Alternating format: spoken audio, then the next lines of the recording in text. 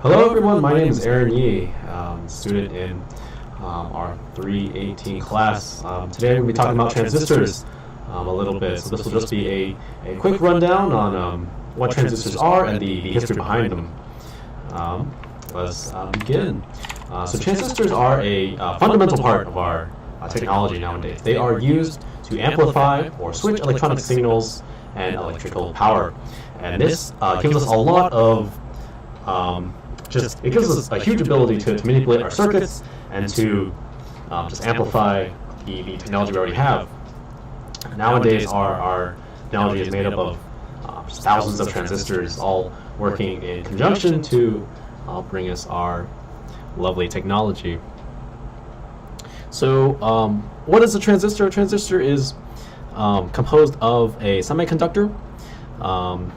It is mainly, you'll find in these pictures, you'll find that they have three terminals for connection to a circuit. So voltage gets applied to one pair of it, and then the third one controls the current. So let's go through the history of the transistor for a bit. So the transistor went through a couple of iterations. The first one being the thermionic triode, which was a vacuum tube created in 1907, and this definitely helped with radio technology and long distance telephony. So when applied to already existing technologies, for example, radio was big, was becoming a newly explored technology, and as well as networking, but this all came much before the turn of the computer, or even the first, what we would consider modern day transistor, invented by Bell Labs. So in 1909, we have the next iteration, which is the crystal diode oscillator, invented by physicist William Eccles in 1909. And it wasn't until 1984 where we got the next iteration, the point contact transistor. This was created by German physicists Herbert Matar and Heinrich Welker. So as you can see, there's such a large timeline in between each iteration of these technologies.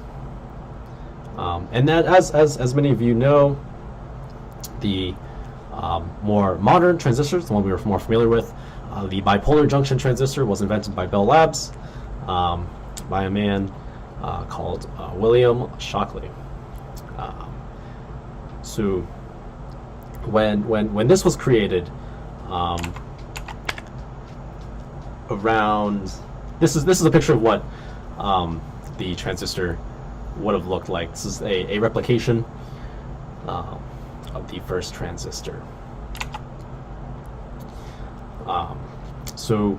When the transistor was created, now we have the ability to amplify and change our currents, and that's an extremely powerful tool for circuitry, for emerging electronics, for radios, and for radios, transistors would be more widely applied around 1953, where the transistor radio, the first pocket transistor radio, was being shown. But that is, of course, much after our timeline here. So here is a model of how transistors kind of work. Those who know, who study circuits, will recognize the voltage coming in from the top, V out, as well as ground on the bottom, and kind of works as a switch to be able to redirect and to amplify. So that is my short presentation. Thank you so much for sticking around and listening to me. I really appreciate it, though. So have a wonderful day. Thank you.